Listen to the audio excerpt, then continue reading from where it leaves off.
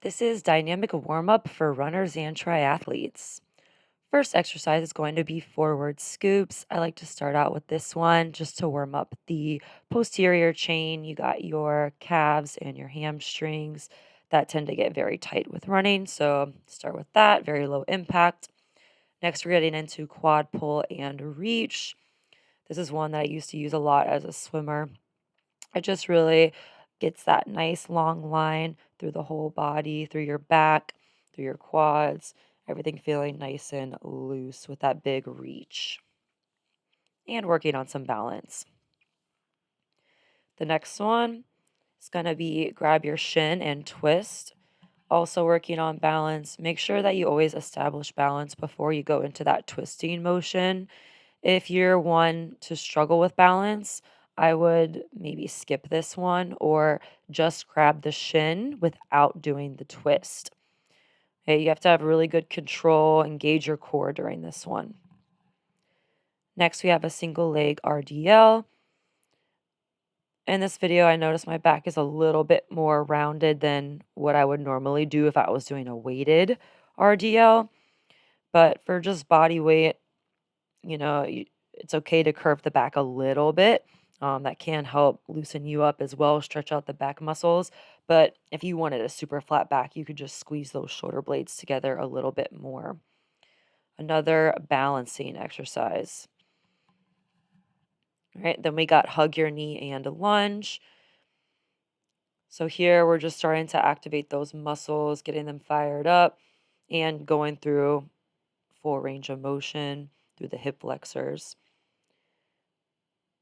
This one also helps stretch out my calves if I find they're really tight, but some people won't feel a stretch at all. I might just have really tight calves. Next one is going to be side lunge with a turn. So you're going to lunge each way, lunge, lunge, and rotate, turn the other way, lunge, lunge, rotate, and turn the other way. It looks like Molly in the background is already doing her plyometrics. I'm still trying to warm up. Molly always skips her warm up, but she never gets injured somehow. She's an anomaly dog. All right, next we're going to be getting some lateral movement. So we're starting with a lateral walk. You'll face the same way so that you lead with your left and then you'll lead with your right if you stay facing the same way. I keep my heels slightly off the ground the whole time. So just I'm engaging those muscles in my feet and my calves. Then sticking with the lateral movement, we're doing a walking high knee karaoke. So you're just going through the motion, but without the impact. Making sure we get those knees nice and high, full range of motion. Get those hips warmed up. Then we get into a little bit more of a higher impact lateral shuffle. So you're just doing a little jump. If you do not feel warmed up at this point, or if you don't like doing impact, just skip these next two, including the high knee karaoke. Same thing as before, but instead of walking, you are moving through the motion a bit faster. Then we got butt kickers. Again, we do the higher impact stuff towards the end, but these you can skip and just do it as a walking if you don't feel warmed up.